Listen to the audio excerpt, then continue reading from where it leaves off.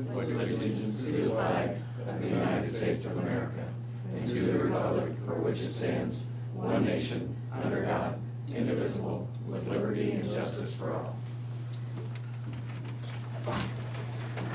Welcome to the Moines County Board of Supervisors meeting, February 25th, 2025. Are there any changes to the agenda, gentlemen? Meet with department heads and elected officials. Sarah Doty, County Auditor. Good morning. Still got absentee voting going on in the office until March 3rd. And then March 4th, you can vote at the polls. We've had about 95 in the office as of close of business yesterday. So they're coming in. Other than that, just plugging away, getting things ready for the precincts and ready for election day. Okay, thank you. You're welcome. Colin Gertz, IT. Just keeping busy like always, but nothing new to report. Okay. Sheriff Glendenning, looks like you got a bodyguard with you today, so. I did. I had to bring Must be the pretty heavy tough. muscle. Yeah. All right. Hi, Brad. Hi there. Sheriff's office is doing well. Busy as usual, but handling everything as it comes in. We had the Crime Stoppers annual event this Saturday, and the Sheriff's office recognized two of our deputies, Deputy Colton Atkins and Deputy Dylan Beard, as our deputies of the year. So that was a great event. It was great to be able to honor those guys who have really just made a big impact on crime and just being the proactive deputies that they are when they're out on patrol. So the jail this morning was at 88 and about 14 out of county, but we have like 5 or 6 going out in the next 24 hours. So a lot of movement happening and juggling the numbers as they come in and out, kind of holding steady out there for right now, and we'll see where that takes us. Would you see we're out of county? 14 were out of county. Technically 15, but one is a no charge because of dual charges on it from the other county as well. So, but we're paying for 14 right now. But that's about all I got for the board right now. Okay, thank you.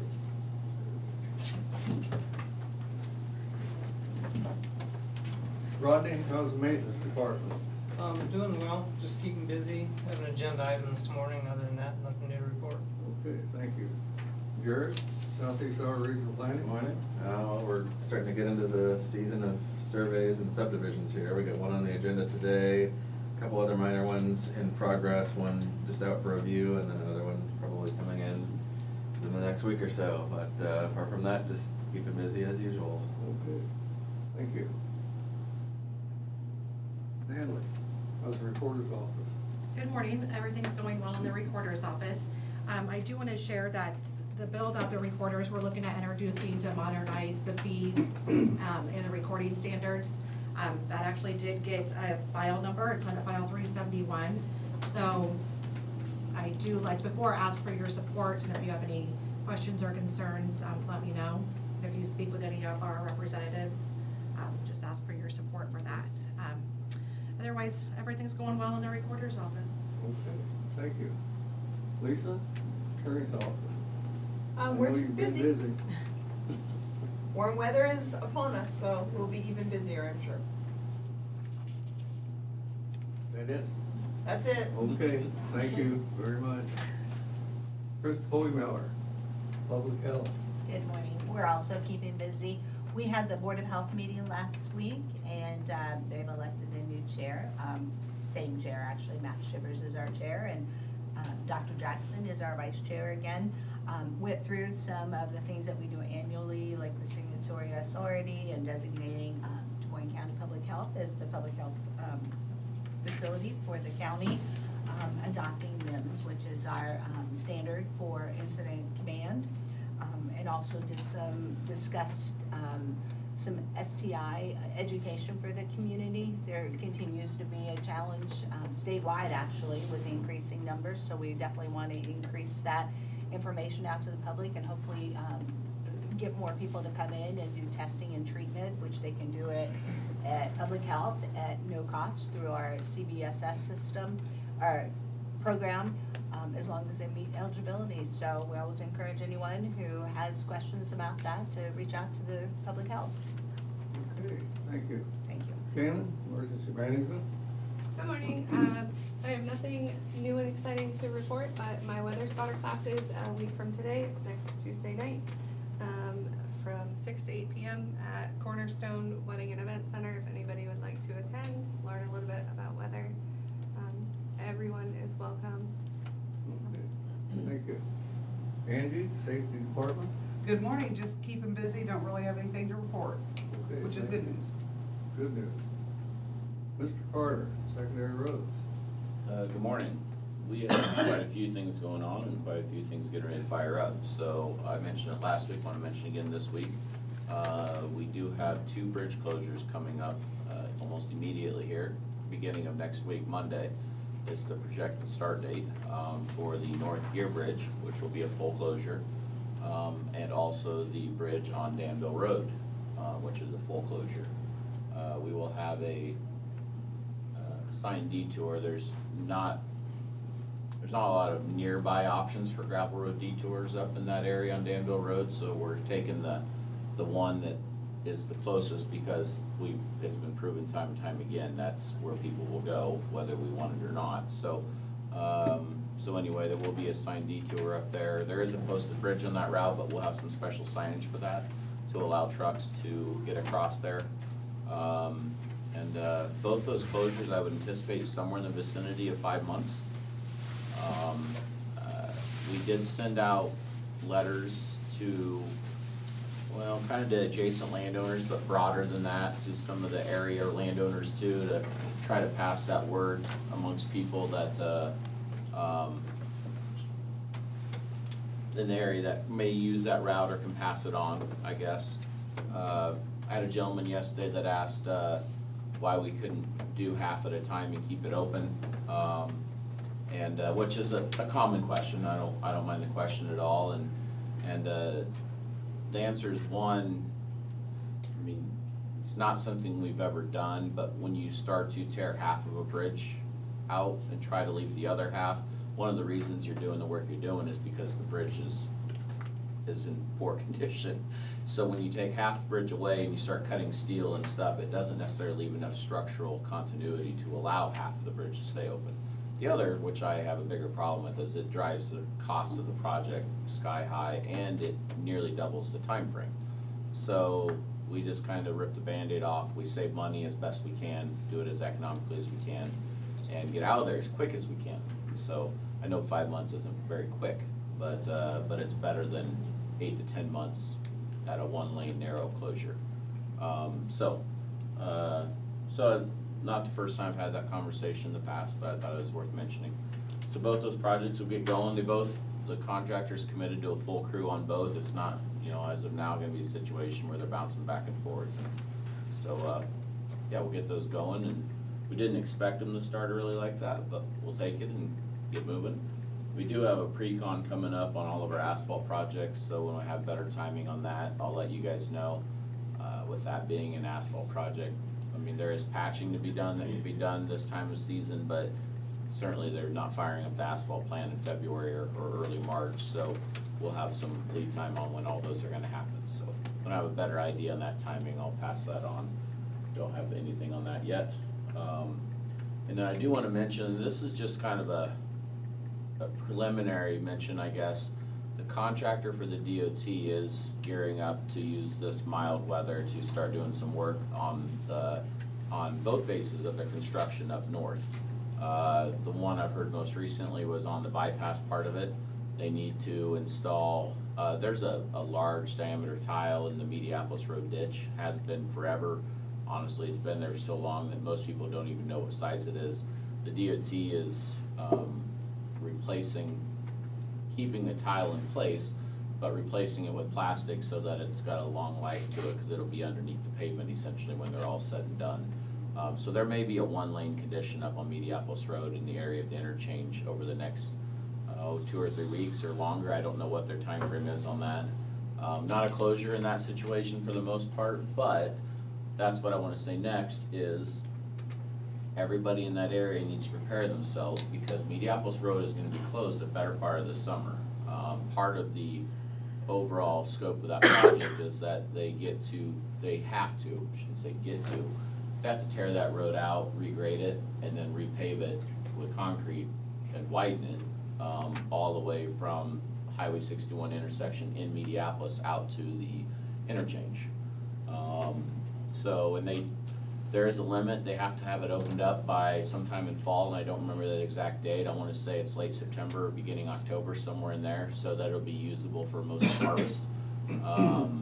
But I anticipate that segment of Mediapolis Road being closed the better part, probably spring and summer. I think they'll close it for safety purposes, get all that grading going. And then, of course, then there'll be a bunch of paving to be done, both on the 4-lane and on Mediapolis Road. So I do wanna mention that, the gypsum plant intersection is still open to traffic, it's not been closed at this point, so it's a pretty easy and close jog for people to get around it. But I do wanna mention that, I don't have timing when I get that, I don't expect to have a lot of leadway, that being not our project, we don't get a lot of leadway on those closures, but when I have it, we'll do a press release. And we'll also, I'll mention it down here if I have it in that advanced of timing, so. All sorts of construction gearing up and all sorts of headaches for people trying to get places. But, and we're still working on that grant for the bridge that I mentioned. We do have an agenda item on, so I'll hit that just briefly again as a refresher, but that for the most part is what I have for you. Okay, thanks, Brian. Did I miss anybody? Did anybody miss? We'll move on. The correspondence. I have none here. Either of you don't have any? I have none. Okay, move on to discussion and vote. We have resolution 2025-011, approval of the Yoder subdivision. Did you want to elaborate on this? This will be a quick one here. This is a one lot minor subdivision on Irish Ridge Road, a few miles north of Burlington. Basically, there was a large property that was split up a few years ago. It was a part of an estate, and a family acquired about 80 acres of that on the east side of Irish Ridge, which included an existing house and some ag buildings.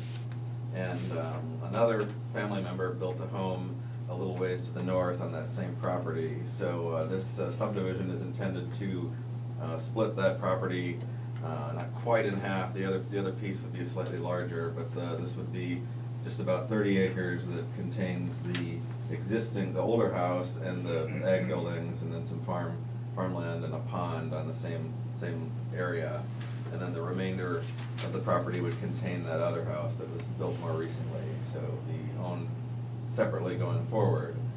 Each of the houses have their own existing entrances from Irish Ridge, so that should be pretty straightforward in the future. We didn't have any major comments submitted during the review process, other than secondary roads, that they need to use the same entrance, which is, I'm sure, definitely what is intended here. So that we recommend approval of Yoder subdivision. Motion to approve the resolution. Second. Sarah? Tom Brooker, Yes. Shane McCampbell, Yes. Jim Carrey. Yes. Jared, thank you again for letting us look that over a couple weeks in advance. We really appreciate that. Yep, well, we got another one here, and we'll have to probably have one next week, so it's moving through the weekly cycle here.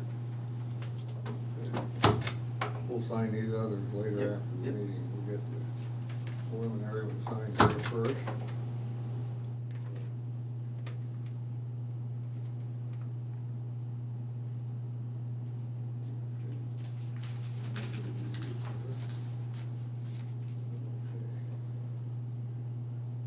Now we have a janitorial agreement with Porter Cleaning. Rodney, did you want to elaborate on that? Yeah, this is a agreement with Porter Cleaning. It's the same company we've had for several years, for several of the county offices. First one's for the courthouse. It went up just under 3% from last year, so annually it's $37,080 a year. The sheriff's office at $9,180 a year. The new health department $15,480 a year, and the county attorney's office at $4,320 a year, for a total of $66,060 for all four of those county buildings for the janitorial. So we would recommend approval of that. Thank you. I move to approve the janitorial agreement order. Second. Sarah? Shane McCampbell, Yes. Tom Broker, Yes. Jim Carrey. Yes.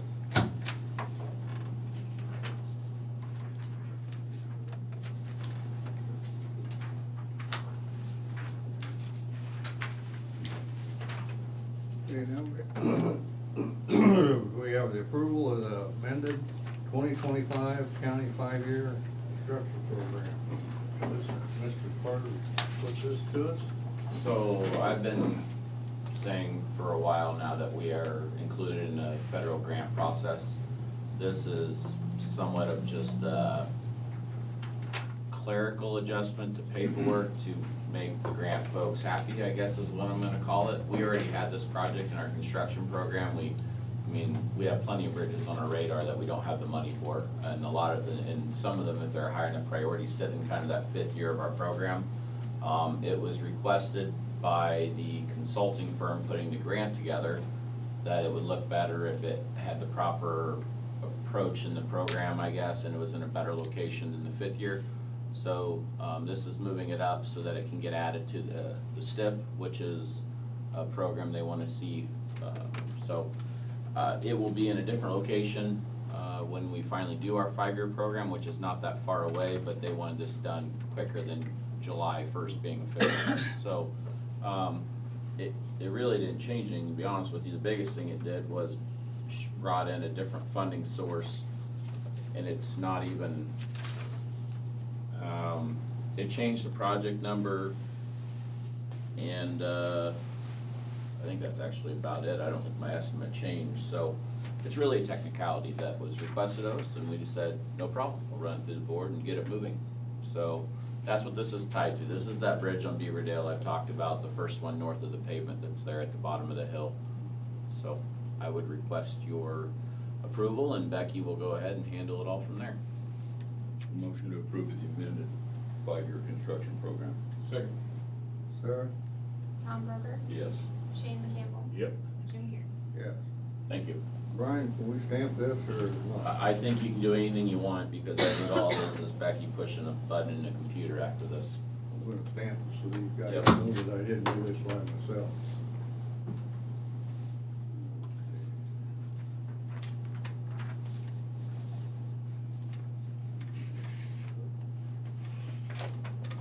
Okay, now we have personnel actions. We have one for the county auditor here. It's Danny McLaughlin for unpaid time off on 2/13/25 for 4 hours, and on 2/14/25 for 7.5 hours. Motion to approve. Second. Sarah? Shane McCampbell, Yep. Tom Broker, Yes. Jim Carrey. Yes.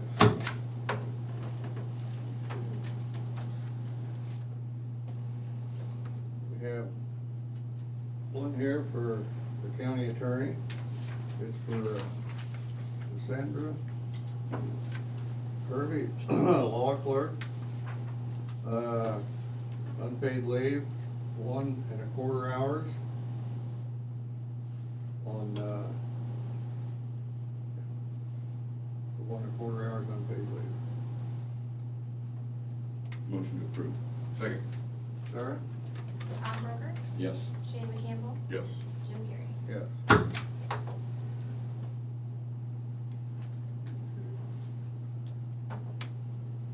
We have sheriff's office, we have 6 of them here. We do this,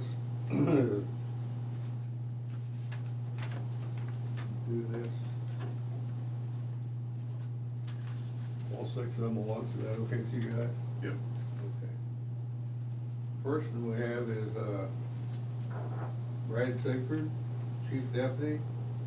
That's a promotion. Congratulations. Thank you. Congratulations. And, Forward to us.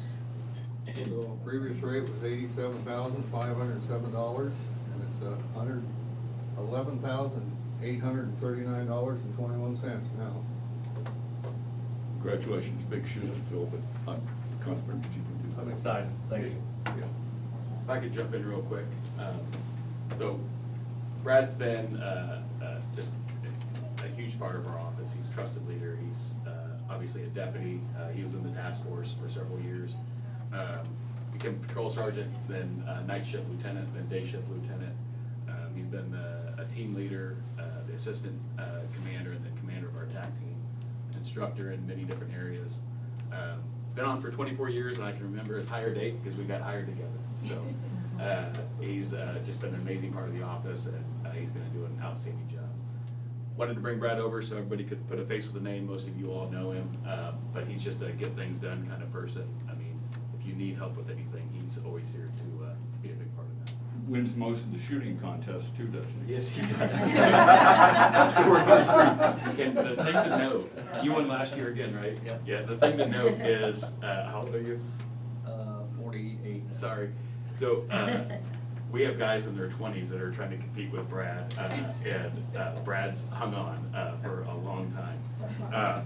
It's quite impressive. He still wins them, even in his late 40s, so if that's important, he I can. plan to continue. Gotta keep them young with mine. Don't let us down. And this isn't just stand there and shoot, this is a combat course. This is where you have to move and you have to get down and up, and you transition weapons, and it's a timed course, and you get docked for misses, so it's a neat competition. But yeah, it's Brad tends to win that thing every year. Congratulations again, Brad. Thank you. Congratulations. Next one is David Hammond, lieutenant. His promotion went from $79,617.16 to $87,507.15. And I can say the same things about Dave. Dave's moving into Brad's position, into his lieutenant spot, and Dave usually comes in second in the shooting competition. Give him our congratulations as well. The next one is Brandon McClellan. Went from anniversary date, went from new rate is $71,727.17. Doesn't have the old rate there, but that's okay. Next one is Monica Ryan. Sheriff's Office and retirement. Effective date February 28, 2025. The next one is Gwen, how do you pronounce that? Win Baltisburg. Waltenberger, okay. Sheriff's Office, promotion, previous rate $29,625.05 to $35,894.76. The next one is Cynthia Huffman, a new hire at clerk of ours, and at $19.14 an hour. What's your wishes, gentlemen? Motion to approve. Second. And Fair. Tom Please. Rucker, yes, Shane McCampbell, yes. Jim Carrey. Yes. Thank Monica for us. Absolutely. So Monica's been with us for 10 years. She started out as part-time, transitioned to full-time several years ago. Her personality and the person she is, it's gonna be greatly missed. But she's ready to move on to that retired portion of life, and it's well deserved. So we will miss her greatly. But as you saw, we have some more transitions, people coming on, and we're in a good spot. So we wish her all the best.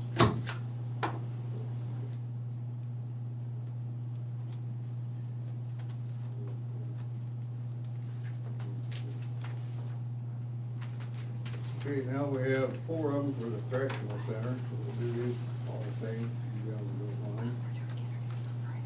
The first one is Angela Dunham. FMLA unpaid hours, 73.3 hours. Kate Krogemeyer, military, leave, unpaid, 77.1 hours. We have a new hire, Shelley Kindig, kitchen part-time clerk. Her rate's going to be $16 an hour. And we have Patrick Ogrerzala. over what? Ogrerzala. You have no idea that? I'm sorry, I can't pronounce some of these names. 1 day, unpaid, 8.25 hours. Motion to approve.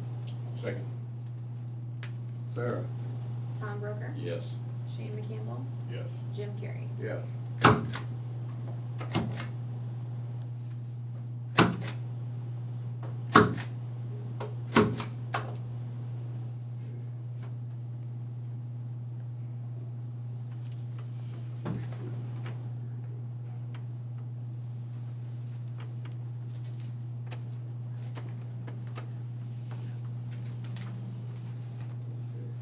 Now we have reports. These reports will be on file in the auditor's office for review and general discretion. The first one is the sheriff's report. And it's for January, fees collected.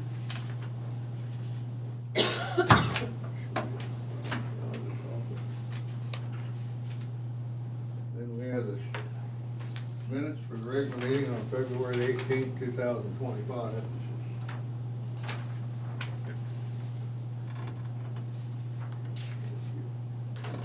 Okay. And the minutes for February 18th, 2025. Motion to approve. Second. Sarah? Tom Broker, Yes. Shane McCampbell, Yep. Jim Carrey. Yes.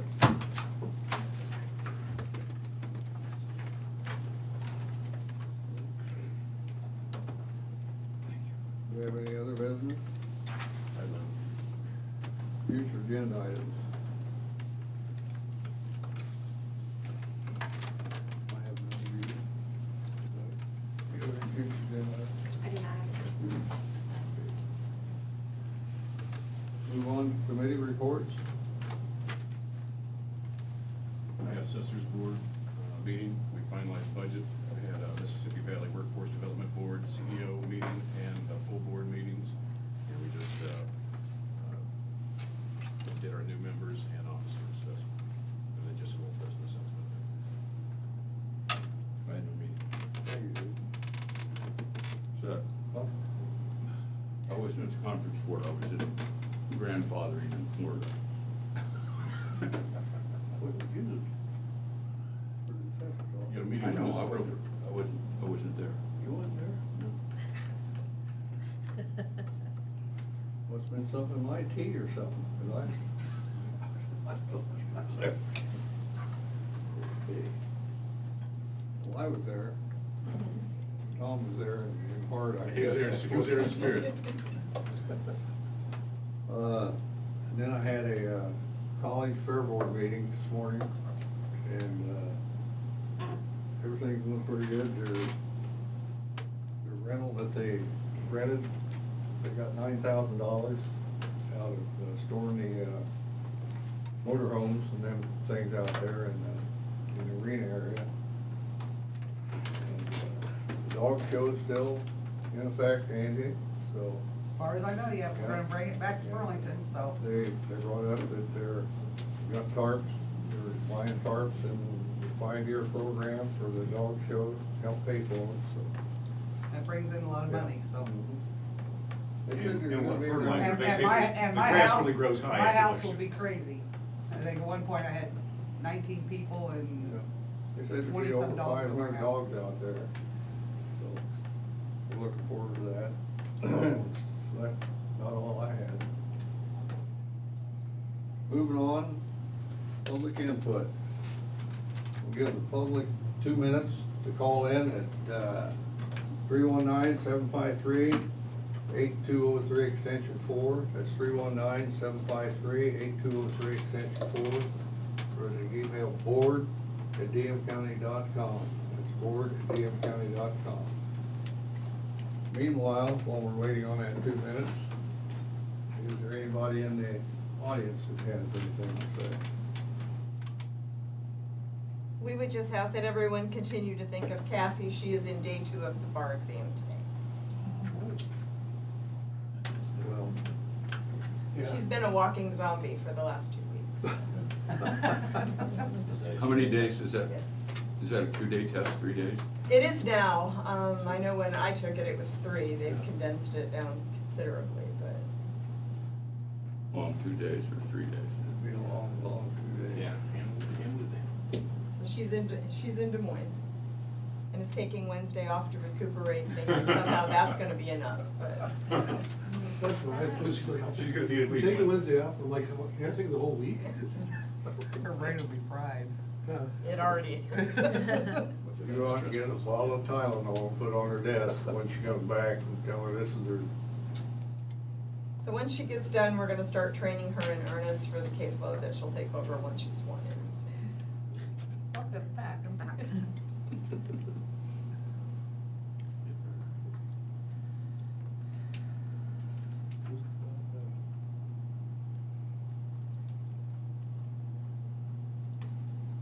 Okay, we're gonna have a work session after the meeting here with Hope Haven. And, then we'll have one with our auditor. So for now, we're gonna take a 5-minute break after we adjourn. This is an aye, we're gonna be out here. Aye.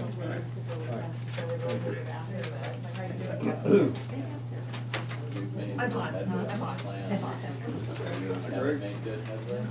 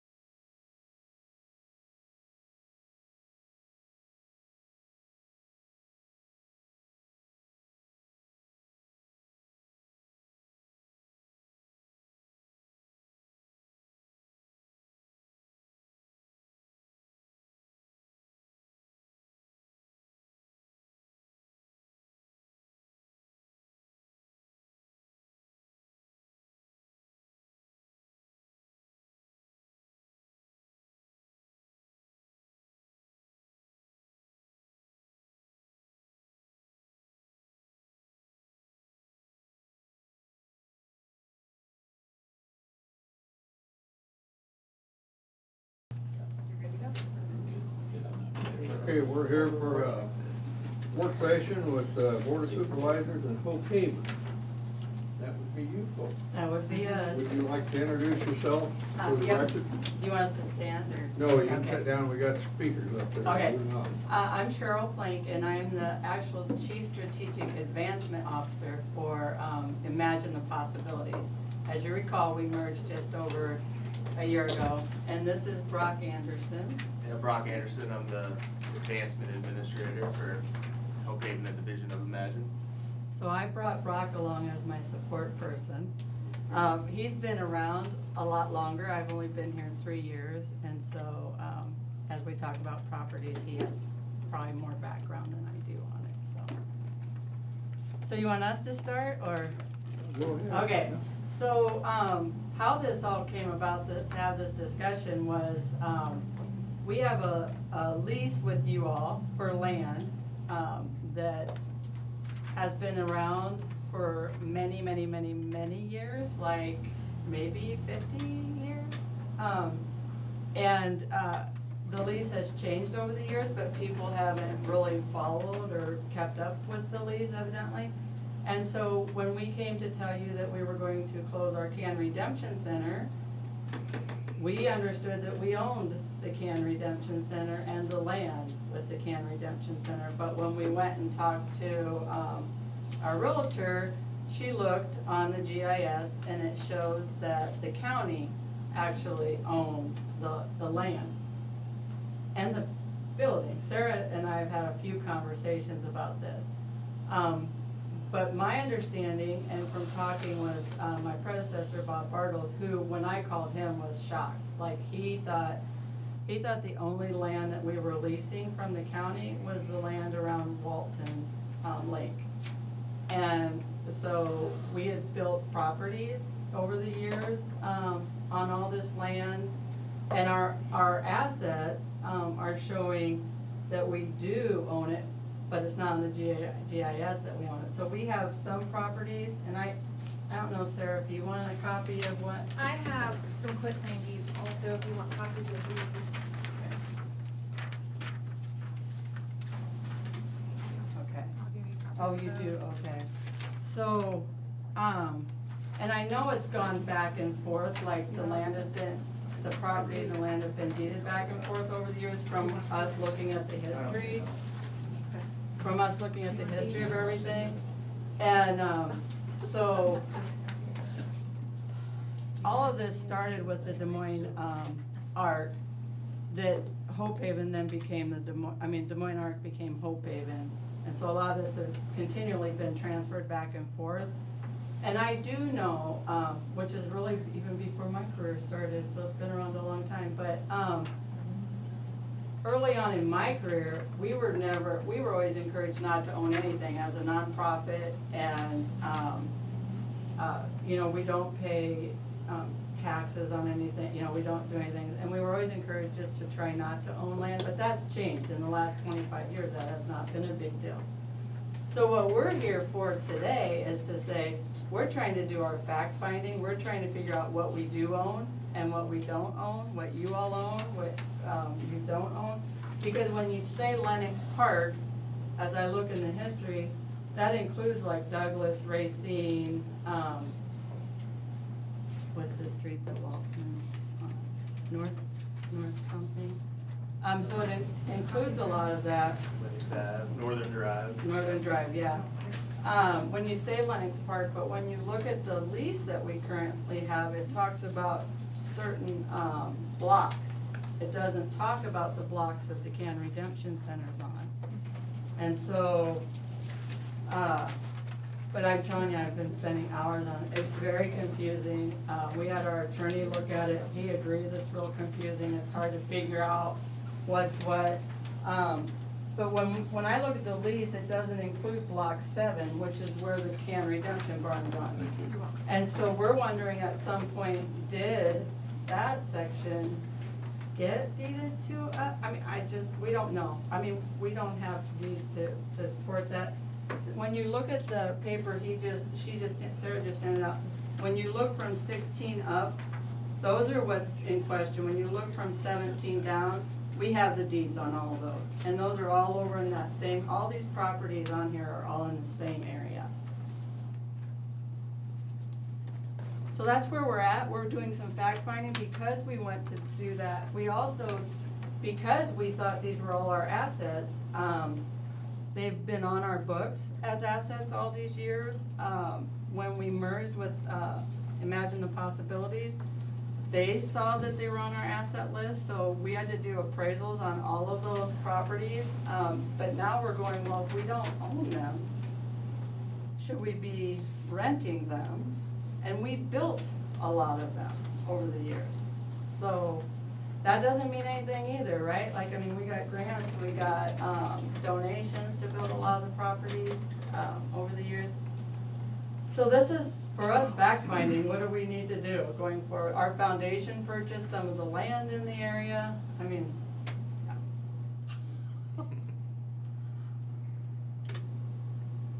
Can I jump in?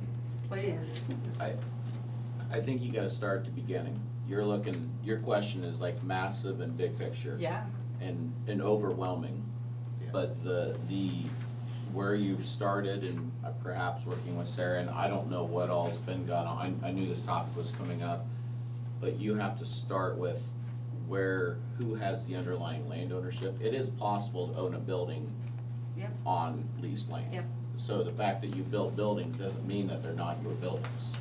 I mean, that becomes an attorney question, but it doesn't mean you don't own it. There probably becomes some sort of an inferred lease situation, because this has been there for so long. But you really need to start right at the beginning, which is track the ownership of every lot, every parcel, build that jigsaw puzzle of ownership first, and then start asking the questions of, and at the same time, you've got your building history and all this sort of stuff.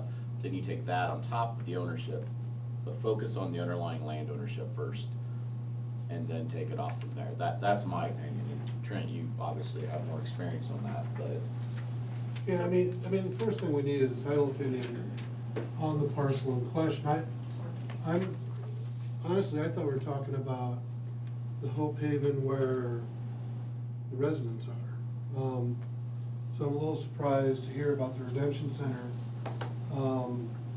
And you know, when you talk about building on leased land, there would have to be a deed to show something like that. Yeah, that's the way we tax things, but, it would have to, that would be in the title chain of title as well. There'll be a legal document if it's not owned by the county. It will Right. show that. Right, so we would have to look at that first and foremost, to see. And that's, I didn't realize, so this spreadsheet here, what exactly am I looking at? Are these all the different properties that you guys are currently occupying, is that correct? Correct. Okay, and so then this block C, or this column C, what is that? Oh, that's for mostly for me, cause we call our buildings by name. Okay, so those are just the names of the Yeah, buildings? those are Okay. names of the buildings, yeah. Okay, so you have abstracts on some of these, you have a deed for this parcel on 2117 North Drive, and some of the other ones down here, Yeah, some like, stuff on Racine, and, most of the stuff on Racine, it looks like, is that correct? yeah, yeah, 1 to Okay. 16 is is mostly what we're most of, looking at. yeah, and on the GIS, the 1 to 16 is what's showing that the county owns the Okay. property. So these weren't buildings that you guys built in the 50 years from 75? Some of these are, yes, some of these buildings are built, but we didn't go back in all history to find, we know some that we have built, like right now, we're in the process of renovating 2 of the buildings, that we're not even sure if we own now, like that, because we can't find any deeds or abstracts on any of them that we own. You know, obviously, there's been lots of CEOs, I was the CEO when we merged. I called Bob Bartles, like I said, he had no idea. But we're not, in our hands, and on the GIS, we're not finding Lakeview and Walton. Those are where residents live, that you're talking about, yeah. Okay. And a lot of these are where residents live.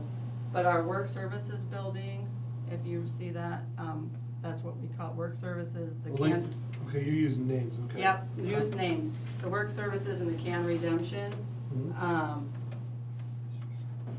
Those are all, those are probably more what we're here, that we probably need to get resolved sooner rather, the redemption center, the can barn is what we're closing, right?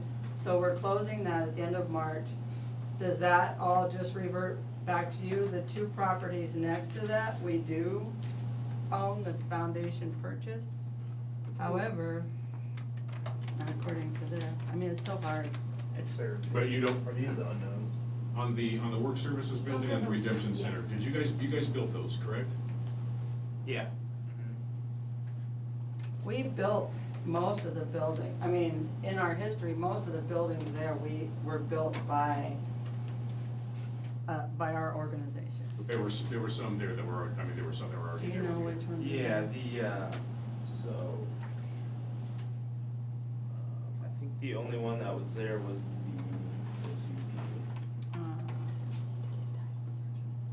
Hunter Kutcher. the line Unterkircher program, line eight. 8.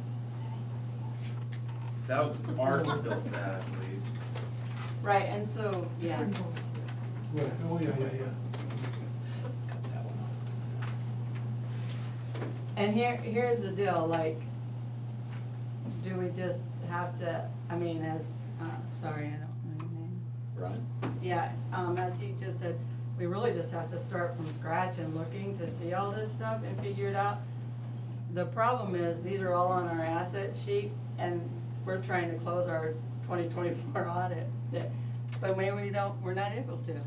Well, I think you just need to make a note, on your books, that you've discovered that that title of these properties is currently in question.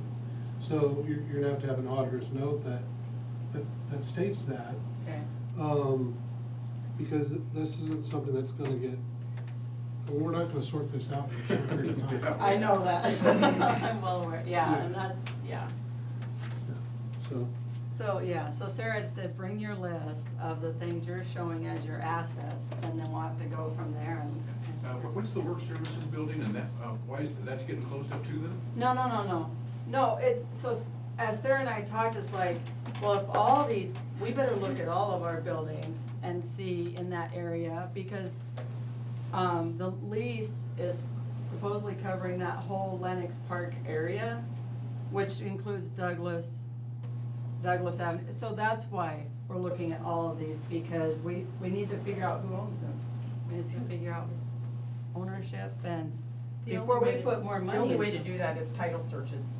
Okay. And that's gonna have to be an attorney or an abstract company to go through and look at titles on each of one of these properties. And so who would do that? We have a couple different abstract companies. No, I mean, who would be charged for that? You know, like, cause if they're our properties, I would think us, but if they're not, I'm not sure. They're the one calling it into question, so Wow. We have deed right here for a lot of these, right? I don't know that it's that complicated. They got needs for 17 down. We have, I mean, we just gave them. Yeah, I don't we know if have- it encompasses all those parcels, Yeah. but this must, when they say they have deeds, that must have been what they found, but we have found additional Right. deeds. That explaining sheet that I gave, we're showing what we have deeds for, and that's 17 down. Above, we don't have them, and that's what you're showing. And so that's what we'll have to give our auditor then, to say these are showing that, but my understanding through the history is no one's really kept up on the buildings we've added on those properties. So how do we? Well, typically with commercial leases, anything built on a commercial lease, unless it's stipulated otherwise, becomes, sticks with the land. Okay. Yeah. Okay. You know, and where does that put us, and what does the board want to do with all that? I don't think any of us know, and I don't think it's honestly not fair to ask them at this point, because Right. we don't have enough information yet. And my big question is, why does the county own these parcels? Why doesn't Hope Haven own them, or whatever your entity is? imagine. I mean, it happened close. 70 years ago, I guess, is when a lot of these got transferred to Des Moines County. By the ARC, yeah, Yeah. yeah. I think You see, that's a some, big- back then might have been in conservation too.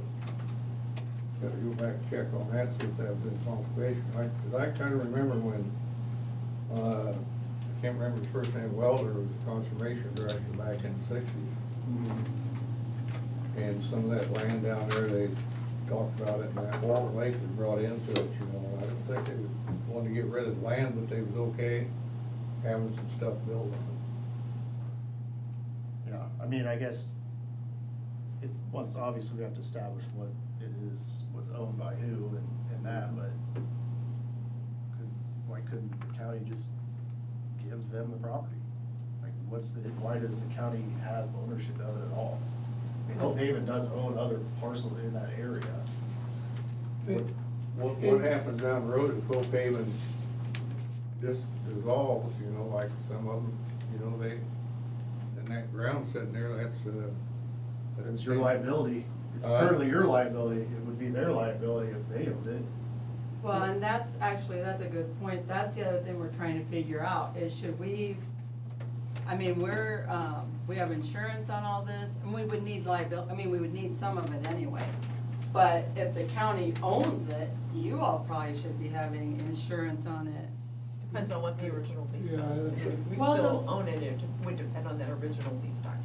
Well, and we can't find the original lease. We have the most recent one, which was like in 1980 something, and it said it superseded previous leases, but we can't really find the previous. Yeah, typically, typically commercial leases would be triple net. I mean, we're literally, we're blindfolded, getting spun around 5 or 6 times and given a dart and being told to hit a bullseye. We really need to step back, take a look, figure out where this stuff is. I'm glad you brought this to us. I think it's something we need to work through.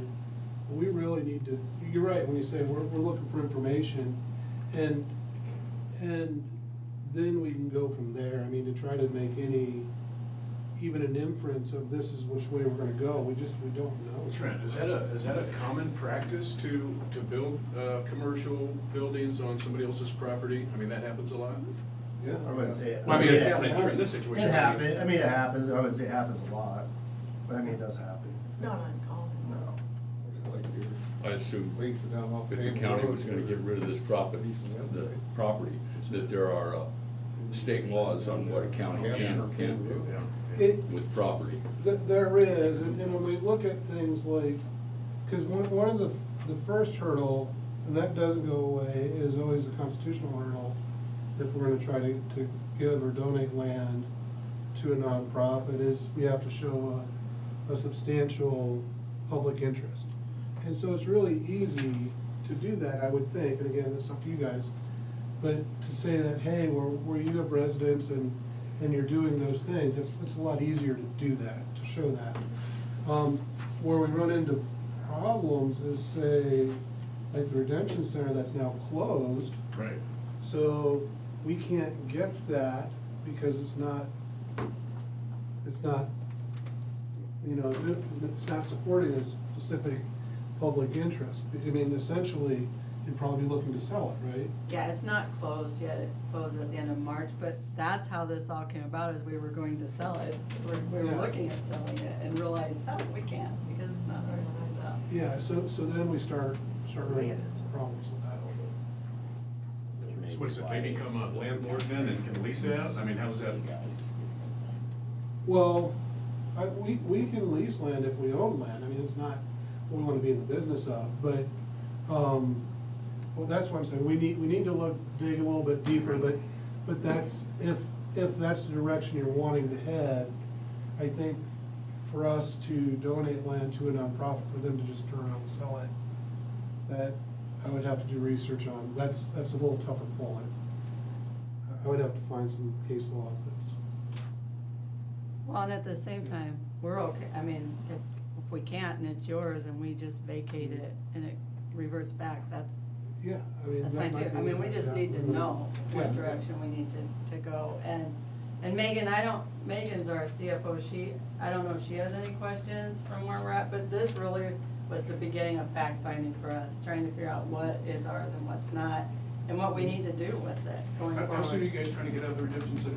Excuse me? How soon are you guys trying to get? End of March is when it closes, and then it'll be another probably month before we can, clean everything up and get out the stuff we need. This won't be sorted out that fast, but it No. can started and worked on, and that's where you gotta start, otherwise it's all just conjecture and guessing and all that sort of stuff. I think the only question here is, we need to get a lot of information, but Cheryl would ask about who would pay for the, title search. And I don't know, other than, they're the leasee and they either want to end the lease or don't know, I would throw that up to the legal arm of the county. Well, that would ultimately be up to, because we both have vested interests in that property and knowing the ownership of it, so that just depends on if you guys wanna pay it, you want them to pay it, or you wanna split it. Title searches aren't cheap, but. But they're also part of a transaction anyway, so if they're to sell it, they're gonna need to get a title search done anyways, assuming the purchaser is financing. If you're gonna sell it from person to person cash, it's fine, but if there's gonna be any sort of financing, they're gonna require a title search, yeah.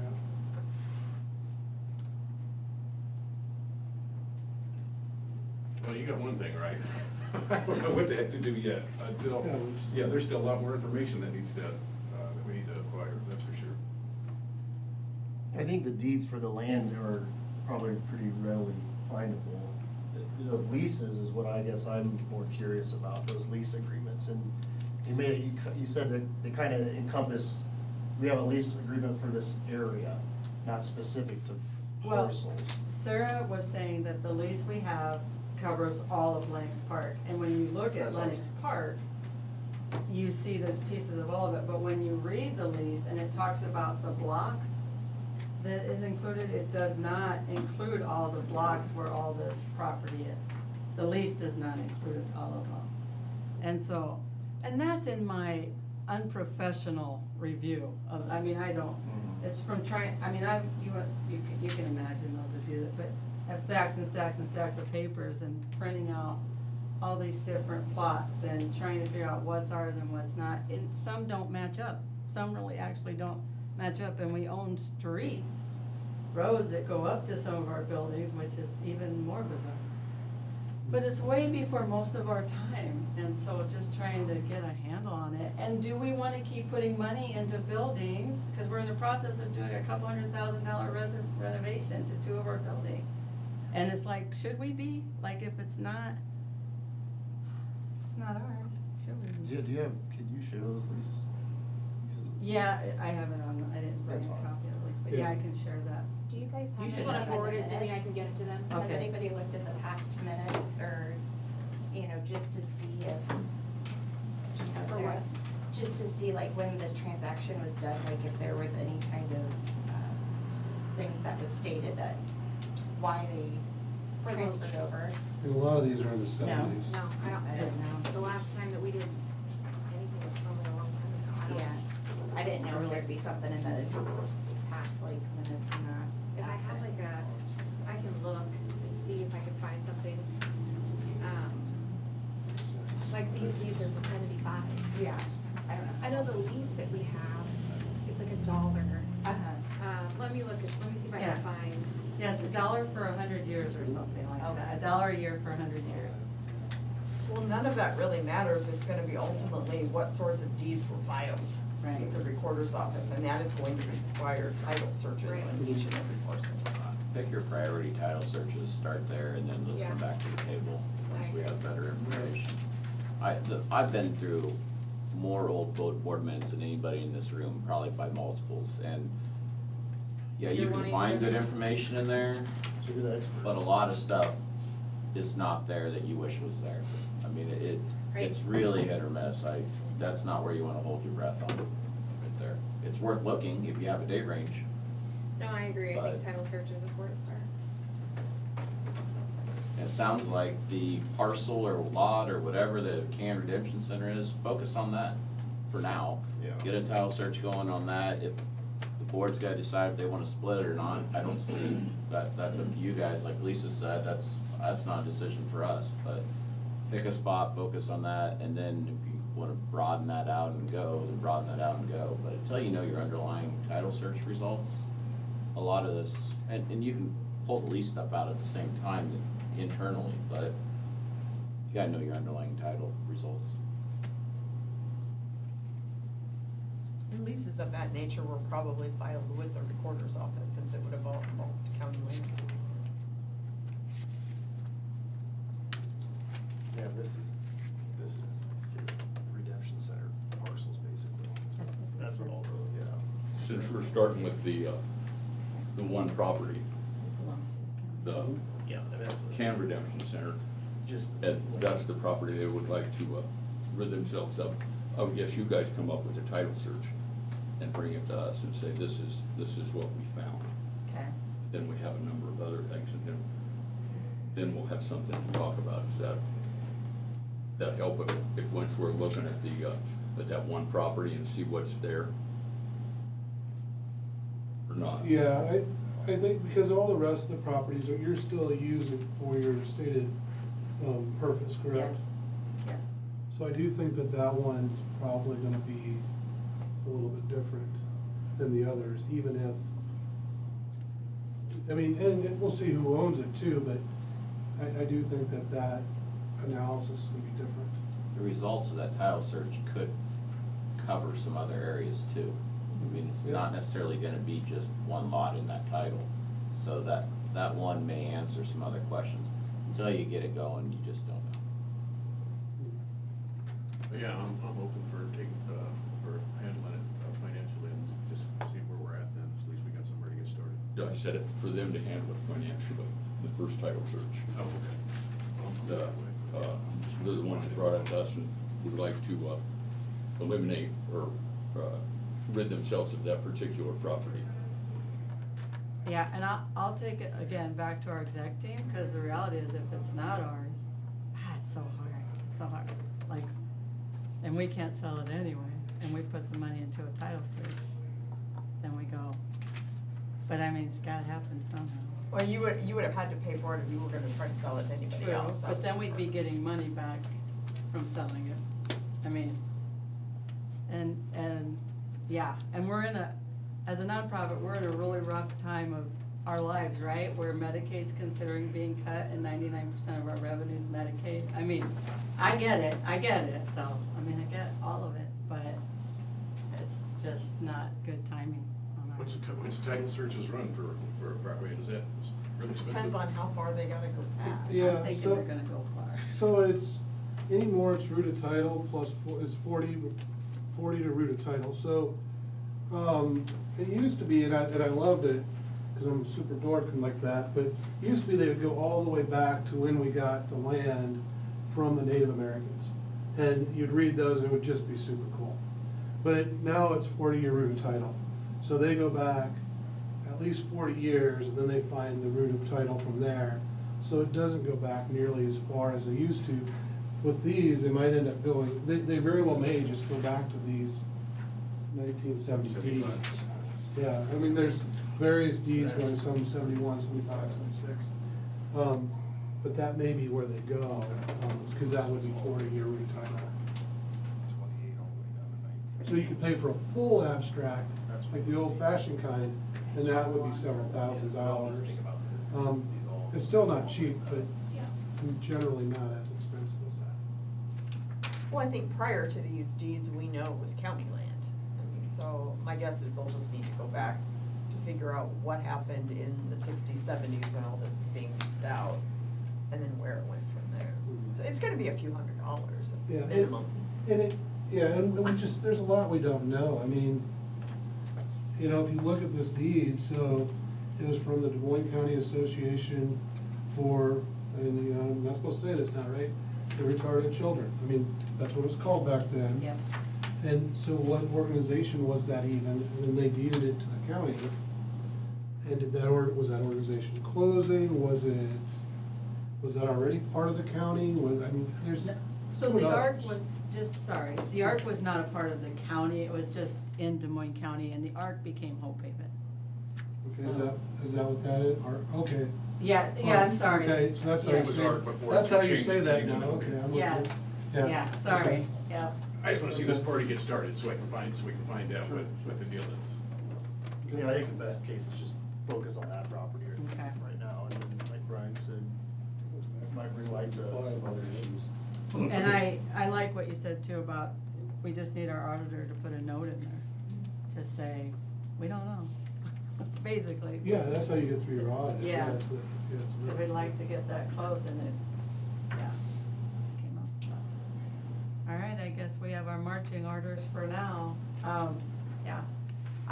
Funny, I did go back and look at minutes from our side of things, which is, and it talked about how the ARC owned it, gave it to the county, and then a couple years later, the county deeded it back to the ARC, and then, I mean, it's just it was back and forth, and the only thing I can think of, again, is nonprofits who, especially once Medicaid came into focus, didn't wanna own properties back then. Now it's completely okay to own your property, and it doesn't have any effect on your nonprofit status or anything.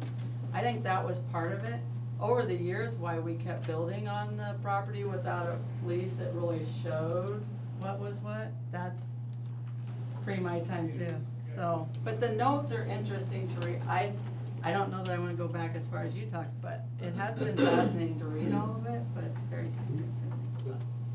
Anyway, Trent's his own special kind of dork that way, so it's. Hey, there's the one right here.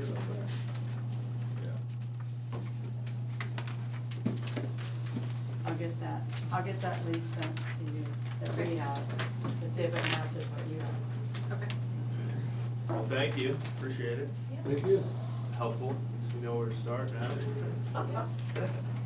Thank you, See this where is we an end. interesting problem. Yeah. Yeah, hope we can get some. Come a long way, they recorded, when you read that, you just don't hear that anymore. Yeah, it's one of those words that you're not allowed to use anymore, and I don't know. I mean, at one time it was. Right, was, that's a okay. good point, I mean, that's how, that's how. Yeah, the difference would be the selling cost, I mean, you know what I mean, we Mentally challenged, covered that cost. physically challenged.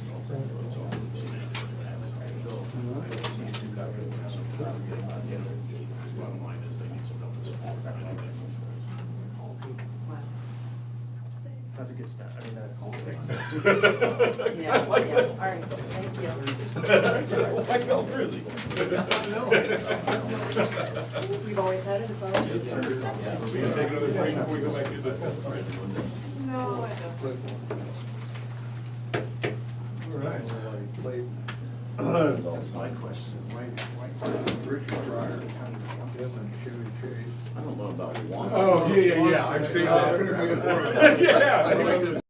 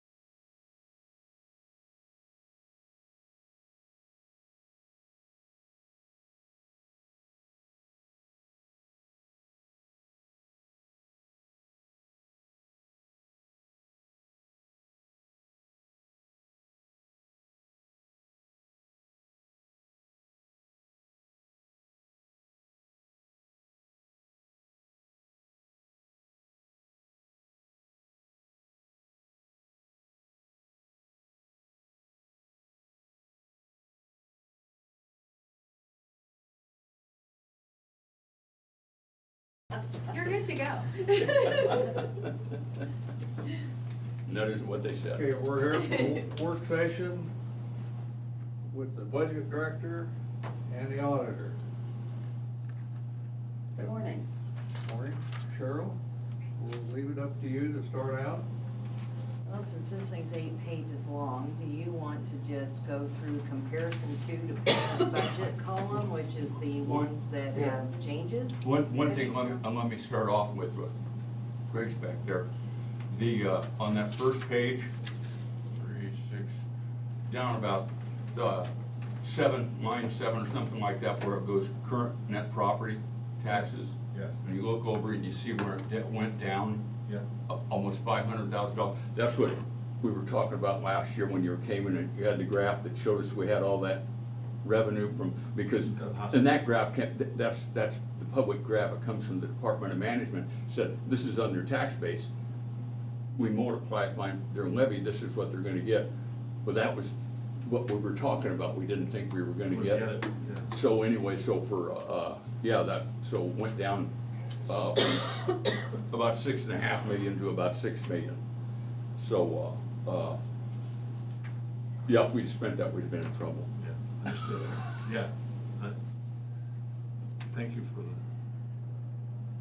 Okay, so the the first link to it. one, motor fuel refund, that's down $11,500. Apparently the sheriff is buying fuel from the city of Burlington now instead of through a vendor who, lost a payment or something at some point, and it became very difficult to work with them, so that we will not be applying for those refunds of that tax. So that is down, line 819500, buyer bequest, that's Dewey Buyer. I'm thinking that we're gonna get at least 50,000, interest rates are up a little, so we got 56,150 this last year, so I think I'm pretty comfortable with 50,000 if you guys are.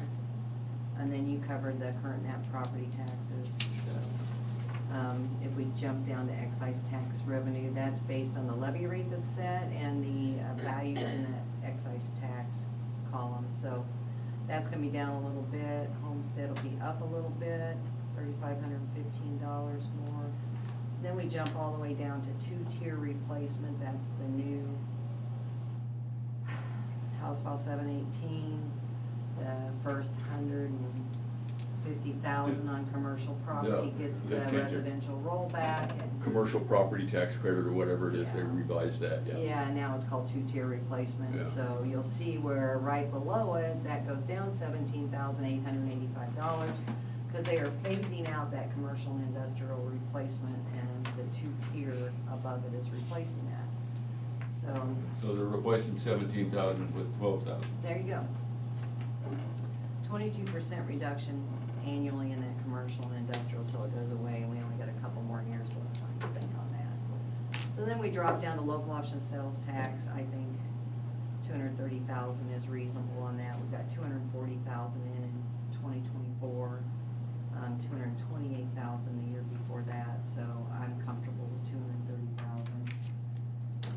So that takes care of the revenue from general basic.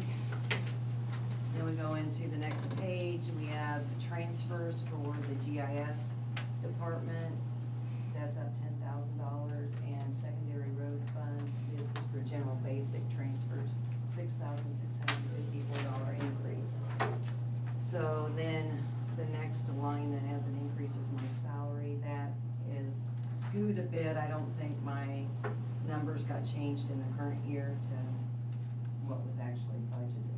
What was budgeted was less than what my salary was, so that makes it look like I got a 16% increase, but that didn't. Wow, 16% increase. Now, let's see that in the paper. Right, thank God Tracy left. Good thing. They can make all these comments you want, but I feel you're worth it. Oh, I appreciate it, but no, I did not get a 16% increase, so. No, I didn't. Anyway, then the next part is my part of longevity that comes out of non-departmental. And then we drop down to, we took a little bit off of board proceedings, that's the cost of publishing the board minutes. Can I back you up? Sure. Just a minute, your word proceedings. Back up to, where you've got Great River Housing Trust available, that county economic Oh, yeah. development. If they pass that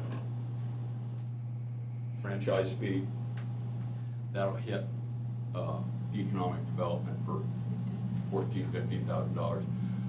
And I know we've already allocated the rest of it. I think we pull that 10,000 available and just take that out of there. Okay, so we're gonna drop that down to 25,000? I could drop that. What do you guys think? I agree. To 25,000 or to 2,500? We're at County Economic Development, 61090. Up there where it breaks it down, it says available Great River Housing Trust and Partnering for the Future. So that is the money that's available to help businesses, they come to the board and ask for. Right, like right, but I matching don't understand money. what was just stated. You're gonna take 10,000 out of that, is that what you're saying? Yeah, we've got 35,000 budgeted. I'm proposing we have $25,000 budgeted because we have 25,000 we've already allocated to the Great River Housing Trust and Partnering for the Future with He's the, taking out the available 10,000. but taking out the Okay, available. okay, That's okay. just if, if an opportunity or something comes along, and, a lot of times we don't use that anyway, so I don't think there's Yeah, any no, right possible on. way. Right on. So I would take that out of there, because I don't know whether this will pass or not, but I see they're spending some money to see that it passes. We're spending a lot of money to see if it passes. Yeah, good call. So anyway, so if you guys agree with that, then we'll let Cheryl go back to Okay. board proceedings. Yeah, that was just a reduction because we weren't using it. We were only spending between, just under 30,000 a year, so. We got it at 32,000 for next year, that should cover it. Telecommunications, increase of 2,000, that's all the falls into that stuff. That's just a normal increase. School instruction, I bumped that up a little bit. That's basically ISAC. So I figure the hotels are probably gonna raise their Right. rates. Took labor relations services down 20,000 because it's not a contract negotiation year. So I left 20,000 in there, that might be more than we need, but we did spend 18,000 in 24, and that was a non-contract year. He's so smart. And I we, just think. we haven't ever, that was one particular department. I think a lot of that. 18. and Anyway, you're probably right. We can lower it if you want. Let's Because we just only leave it there. spent for- 5 the year before that, so.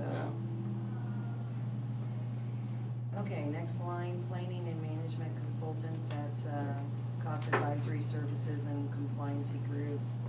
So I left that the same, hopefully that'll, right. And then city county safety director, Angie got the numbers to us, so that's an increase of $5,312. That went up because West Boynton dropped out. Oh, did And we? they paid a share of that, and they decided they didn't want to be part of that anymore I did for not know that, that's good. various reasons.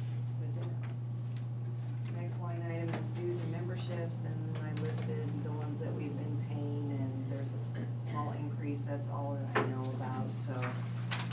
So the $2,000, No, $480. what about the $2,000 potential? Oh, that's just in there, I think, in case. Trying to see where Is you Russ going up to Yeah, still okay, so- 9,500? We're still 9,500, but next year, might be around 11 grand. Okay, we better leave it there. That's the unknowns of the world of dues. So Southeast Iowa Regional Planning, they've already been in, they had a $172 increase. Regional Transit Authority, that was Southeast Iowa Regional Planning as well, they had $596 increase, and now we get down to the biggie, which is ARPA. So I have re-estimated the entire amount that is left in the ARPA funds. So if we can, we would like to spend every dime of it this fiscal year and be done with it. So the health building is done, and Tom's tracking down some final invoices on that. That's just a pain and a half to deal with and try to figure out what you've got left and everything, and how much of it's our bids. It's A bookkeeping nightmare. Yes, it's Yeah. So it'd be nice to put that to bed. Are we about done with the health building then? Yeah, there's like a couple. Last invoice was, We're getting there. We just have a There's, couple small. I think, I saw one I didn't approve, I didn't send it to her for maybe $2,500, I haven't sent to Yeah. Carla yet. But I think there's maybe a little bit, or maybe there's a couple contractors that haven't billed us for retainage, there's not a lot left on it. So we do reporting the end of March for the year, so in a perfect world, it would be nice to have it done by then. Yeah. And we can report it all as spent and be done with our annual reporting and done with all of it. And the sheriff's wrestling with Motorola. Yeah. Yes. They have, whenever he wants to talk about training or anything like that, they connect him to their latest MBA. Yeah. Which frustrates the sheriff to no end. He said, oh, they just talk, and he said they don't understand anything. Yeah. So, So if still it got them doesn't bridges happen, in there then? the bridges are done. Yep. Bridges are done in this ARPA. There is some dust control money that was spent, you know, for the reroute on that we could pick up in ARPA with the money that's left. So that's still being discussed with you guys. That's in your guys' hands. Tom's aware of it, Cheryl's aware of it. I'm just- I'd like to, if I could, repay general basic for as much of that as we could. We've gotten 2 bridges, but we've got that there if we need to, if we run into trouble. Looks like it is, because it's on the list. We can put that on there. What we don't wanna do is they give us $7.5 million, and the bridges came in a little cheaper than we thought, and I think because of penalties. But Mostly. and the public health folks might come in a little cheaper, and we thought, we don't wanna say we were gonna spend $7.5 million and then make a little savings on the end and only spend $7.4 million and have the federal government come swooping in and said, write us a check for $100,000. but we can pay back general basic how much? Well, I guess what I'm saying is we've got 2 bridges out of there, $2 million. So if there's any money that's left over from somewhere else, we've got those pickups. We got last year, remember, we had to take them out of local Yeah. option, or Yeah. not local option, out of the line of credit, and we put them under, for maintenance, conservation, and the sheriff's, we had to put them all in general basic. And so, yeah, and those are listed there, we could buy those with ARPA money. Okay. So we've got those listed there, so if we have any money left over, we can stick those in there so that we don't have to, the government doesn't come and reclaim that money 3 years from now or 4 years from now, however long it takes them to do anything. Spent every penny of it on the county too. No, we're not gonna give any back. It's not Does a gonna couple of happen. my projects, Cheryl, qualify for that? Like, when I tried to do, my backup UPS for the data center, I would think that would fall under cybersecurity and technology upgrades. Is that possible for, to What is that, which fiscal year is that in? next fiscal, in 25-26? No, it would have to be, it's gotta be something that's allocated before December 31st, 2024. Okay, It has to be allocated before then, and it has to be spent before December 31st, 2026. Okay. So you have to either, you either have to have spent it, or have signed purchase order, or a contract or something, so that the feds go and look at it and they said, oh, this wasn't allocated. You don't have it, just passing a resolution is not an allocation. It would have had to been at least in the budget last year. Yeah. Or this year, so. But good idea. So that's pretty much an update on ARPA, so plugging away with that, trying to get that done.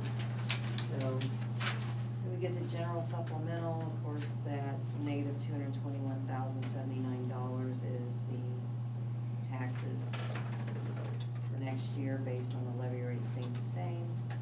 The loss on the hospital, or what it showed the hospital that we were gonna receive. Yeah.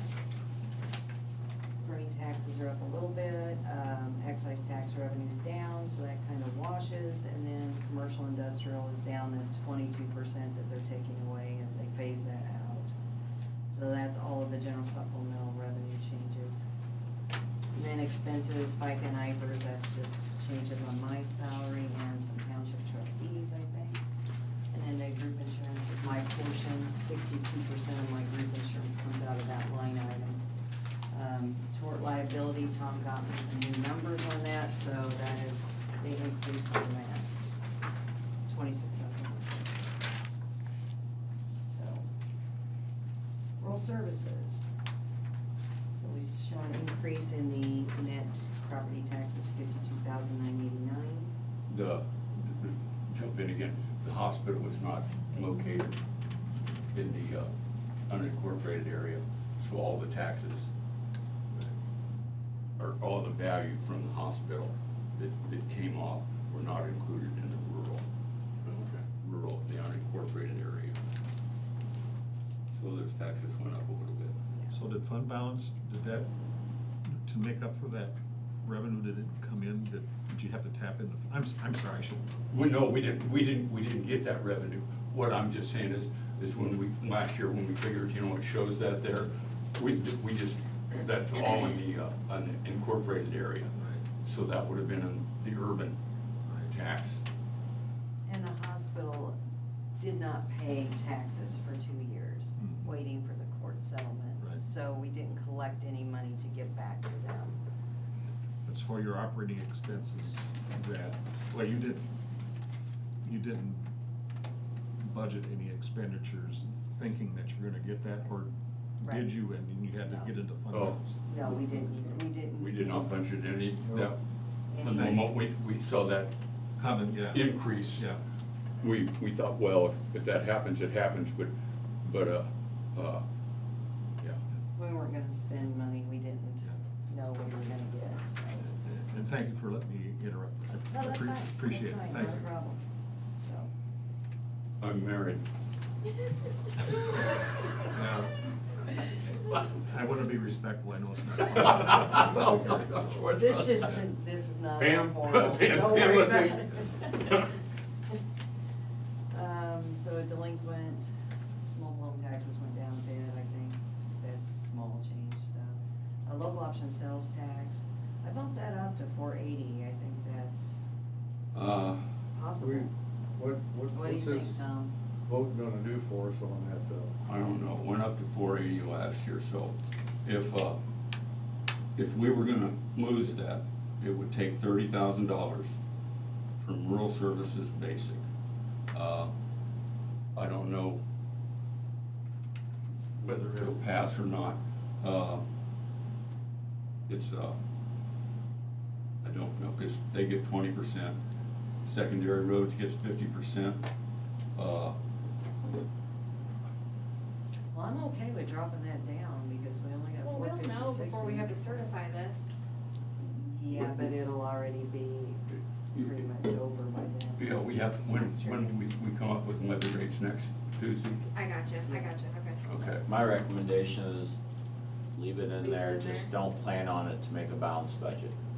You can't, local option sales tax is something that you don't ever budget right to the dime, because you don't know for sure anyway. You're talking $20,000, just don't depend on it. I underestimate local option every year in my budget, because it's easier to, you just don't know. It's variable every Prefer to single year. underestimate local option sales tax every year. You I'm know. okay with dropping it down. You can do it either way, I don't think there's a wrong way, but I wouldn't count for it, so if you're not sure, take it out. Just, why don't you go ahead and just pull $30,000. Okay, we'll take that down to 415.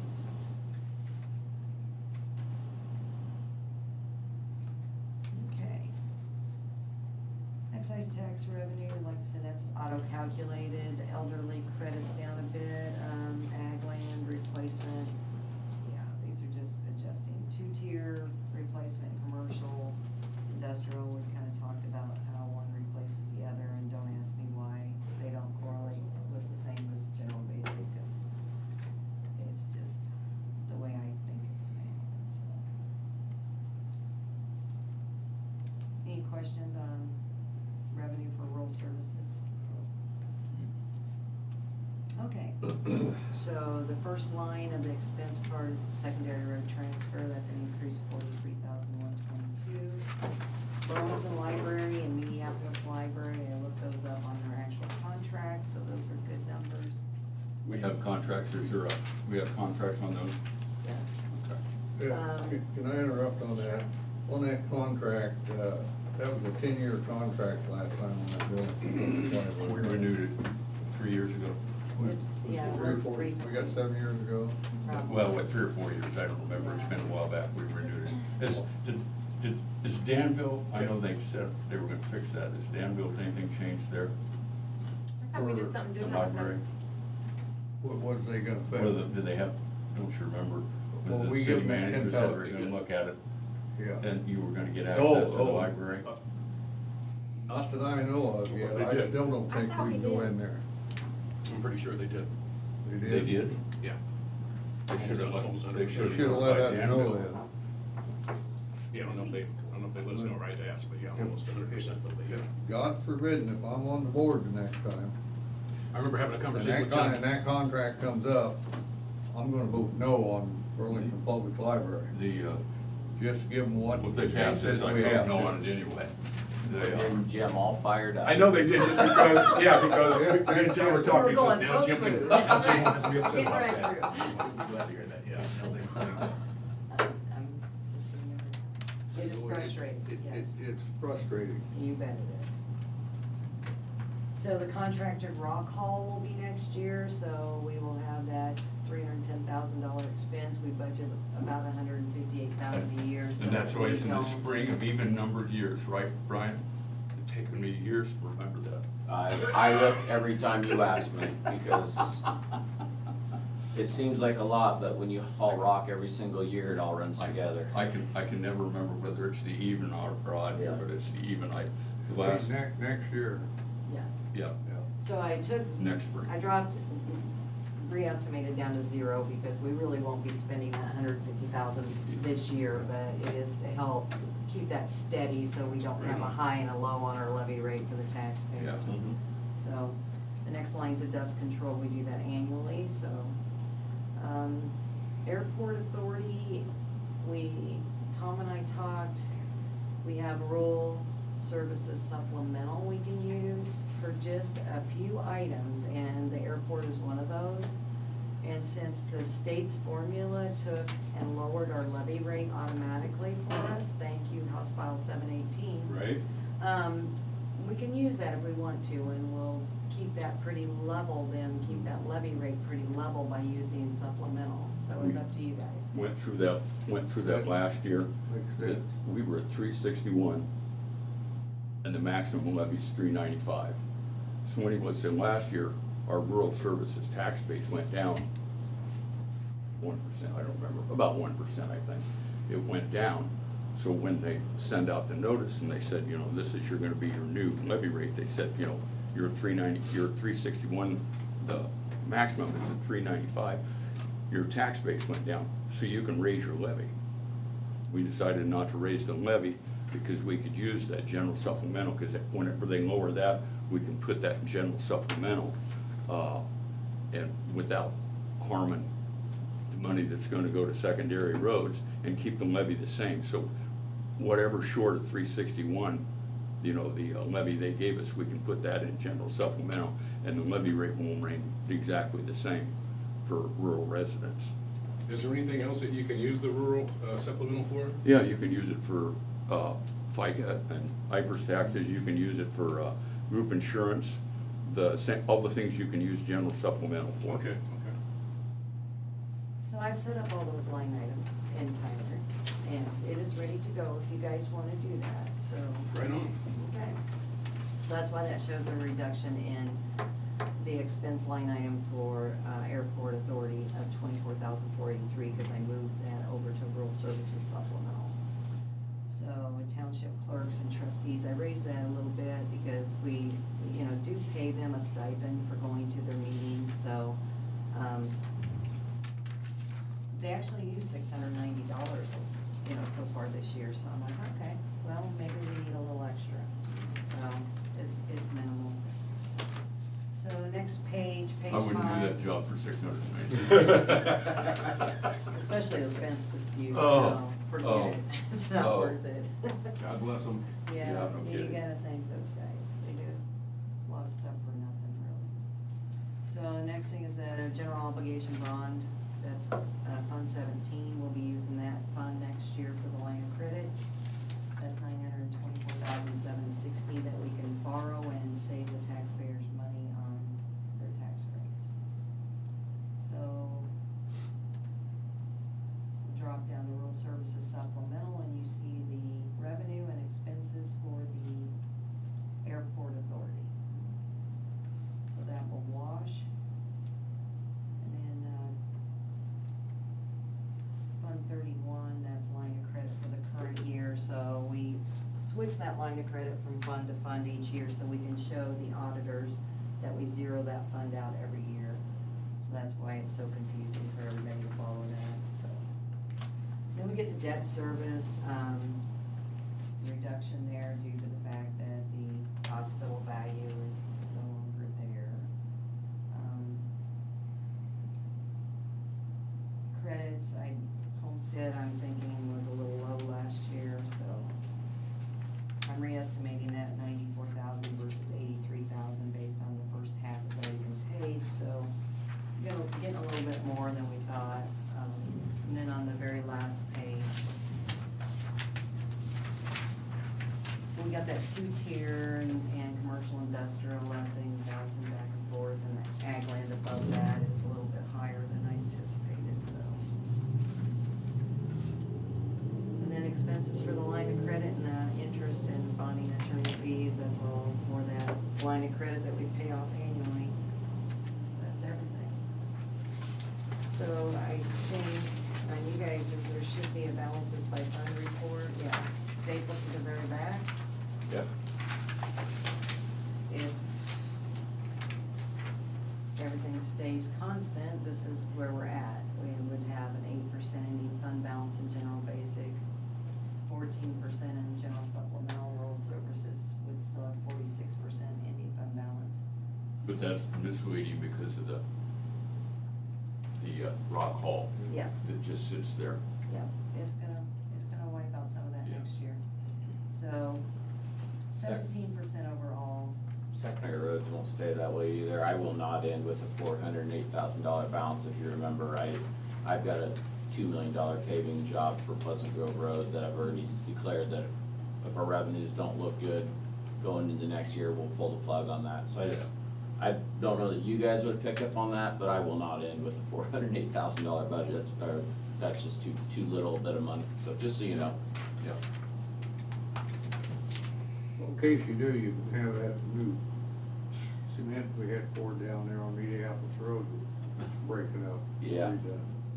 Yeah. There's no warranty on that from them people either, is there? No. Oh, no. No. So basically, if you look at the comparison fiscal year 25 to 26, very, very little change in levy rate. If, It'll be the same when we're done. you know, that's where we're sitting right now. So next Tuesday, we will set the hearing date for the first public hearing, which is the one that has to be a separate meeting from a regular board meeting. And you open the public hearing, let the public just talk about the proposed levy rates, and then you close it, and that's all you do. You don't vote on anything. This is all House File 718. Just for the public. Yeah, and as soon as next Tuesday's done, I think we can, that's March 4th, March 5th, we have to send those proposed levy rates off to the Department of Management. That's the deadline, and then on March 15th, we have to have those letters sent to all taxpayers.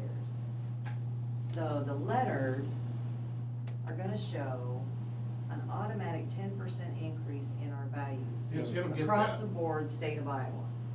So it doesn't apply to us at all. It's very skewed. It's gonna confuse people. But why, I don't understand why they're doing that though. This is a new law. They changed it They, last they, year. they fixed, last year what they did was when they sent out the levy rates, they sent it, everybody that got last year said, your taxes should go down about 15% or whatever it was, so everybody's excited. But what they did is the rollback changed from 54% to 46% or something like that. So they said, if your house was valued at $100,000, you know, at 54%, this is what you'd pay. At 46%, you know, this is what you'll pay this year. They didn't address that if you had a house worth $100,000 last year, that the state average went up 23%. Des Moines County went up 11%. So they just used that $100,000, and that's where the rollback came from. So that made it look like everybody's taxes were going. This year they fixed it, so they just made it 10%. So is it gonna stay fixed from here on? No, it's not fixed. No, So they go through there, and now they've assumed that everybody's different. That's gonna be a 10%. Tax base in. It's gonna show if you 13% on It's It's gonna gonna be show, some people yeah, ticked it's gonna about show that. that it's gonna go up, because if they pulled that out of their rear end, and I'm gonna get a lot of them. we'll get more calls, and I got a lot of them I might last have year. to go on the radio again and try to explain the whole Panicking thing. elderly ladies. Really? Yes, very panicky. What does this mean? What do I have to do? Do I have to come down there? Do I have to pay this today? Oh, man. Yeah, I mean, And bless your heart for having to deal with all that, but, well, wow, yeah, man, but, you wow. know, Yeah, at you're least, gonna at get a bunch least, this year. you know, we're gonna get more this year. Yeah, you're gonna get a ton this year. Yeah, it's not gonna be the nice ladies, it's gonna be the mean I people just- that are mad. You gotta ask him first, are you one of the nice people or the mean Right, ones? first of all, Might what's your know who- attitude? Might know who you're dealing with. When them letters go out, I don't go to my coffee shop anymore, and I won't go out to eat or anything like that. Yeah, just stay out of the I public can't even go eye. out and have a decent meal sometimes. People come up and wanna know stuff. Oh, yeah. So it's gonna be I interesting. give him Shane's number, so he'll call him, he knows. I appreciate that, cause I just give them Tom's, you know, it's reciprocal, you know what I'm saying? It's reciprocated, so. So I will give you a resolution next week for setting the time and the date of that first public hearing. I will also attach to that the notice, the public notice that'll be sent to the papers with the proposed levy rates. And you guys can just stamp that as approved as well, if you are okay with these Yeah. levy rates. And that's what we'll send out in the letters, so that we have something that shows that I presented at least and you guys approved it. Does that sound okay? Sounds good. to me. So that's where we're at right now, still doing some housework, trying to get numbers for a few people. I hope that Department of Human Services gets something to us soon, because Department of Management felt like the new company that is gonna be in charge of all of mental health for the entire state of Iowa will probably do, we pay and they reimburse us type thing. Well, the region is gonna require that we send them all of the money that's left in Fund 16, which is the mental health region fund, by June 30th, that's required by code. So we will have no money left in that fund, it'll be zero. So how are we So gonna how you pay pay? for two people's salaries, benefits, and there's transportation expenses for mentally ill that we pay out of some. Charge it to secondary roads. I mean, so where do they expect, how do you, How do you pay for something with no I mean, money? you don't, right, what are we supposed to do about that? Yeah, so we're kind of hoping that. There's not an answer to that. Right, what they did with the region is the region wrote a check to all 99 counties saying this is your startup funds. So we put that in the account, so we had money in there to pay for their, you know, wages and benefits. But we don't know that the new company's gonna have those funds available, so Wow. that's what we're waiting on. It'll be interesting. Great stuff, man. Yeah, and we've got 2 employees sitting out there, you know, that are patient advocates for the mentally ill, that don't know if they're gonna have a job July 1st, because nobody's talking to them either, Man, that's just bad business, man. so. Anyway. Gee, Mr. Chairman, I just have, I don't know whether I should ask, but I don't wanna, you know, it might be a good time rather than say something later, you know. In this process that you had with the department heads, is there a way to find out a number of what you need from the property tax to operate? In other words, you have the proposed expenditures come in from the departments, and then, some fine tuning of that, and then the idea is, and then minus the non-property tax revenues. And that theoretically would give you what the operating budget would need to have from the property tax to operate, the difference between expenditures minus non-property tax revenues. I would say property tax, what you need from the property tax to operate across the funds. And how would that number compare to the revenue that you would be obtaining by keeping the levy rate the same against the assessed valuation? That's what and how that would affect your unrestricted fund balance. I know, like that line 39. Well, that's basically what our state software program does. We have a sheet for revenue. that sheet for and revenue, we yeah. fill out all the revenue that's gonna come in, and there's a tax page that pulls that property tax asking into that. And then we list all the expenditures for all the different funds. Yes. Broken out separately, and then it gives you an ending fund balance at the end of that. So if that fund balance isn't where the board wants it to be, then they have to adjust Yes. something, either lower the expenditures or increase those taxes, so. Yeah, so that'll show up on that attachment, that public, that's what you referenced earlier. Yeah, that state software. Yeah, I'll take a look, I guess we'll see how that looks. Yeah, sure, yeah. I think what it'll be sort of like last year, last year, the state board twice, the software's gonna show that hospital revenue on it last year. This year it won't show that. And it'll say, if your levy rate is $2, this is what it's gonna bring in. Because it just does the math when you tell them where the levy rate is, it allocates that to where it goes. Yeah, I'm putting more emphasis on the dollars needed for operation from property tax versus what the rate can yield, just to see how those two compare. We can do that by a pretty good idea once we see the values come Valuation. out. Yes. Then we have a rough idea, because they've made it a little more difficult, because you said, okay, it's going up 3%, so they're gonna take 1% away or something like that, So that puts, general basic is gonna bring in, if you divide the value by $100,000, then a penny of countywide levy will bring in that amount. So you get the minute you see the revenues, you have a pretty good idea of what that's gonna yield. And we have an idea when we, for salaries, for the compensation board. Right, the work that you've done. What we can live with. We know that before we sit down with the unions.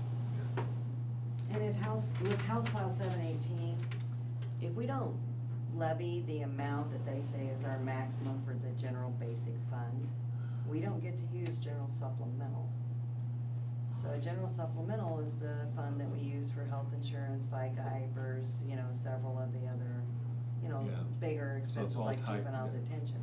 So it keeps counties from being able to actually lower that general basic levy without losing that general supplemental. Interesting. Yeah. Interesting. So they're tied together. You're tied to that system of the Yeah. rate per thousand of assessed valuation rather than dollars. Yeah, exactly. Can we budget some extra money for animal crackers? I can't seem to keep Brian out of my animal That comes out crackers. of Brian's personal Oh, budget. okay. As long as we got that. The county didn't buy the animal crackers, for the record. And I can't stay out of them either, so I get that, so. Guilty. So, that's where we're at. Right on. Few loose ends to tie up and. Shut us down, man. Thanks, Cheryl.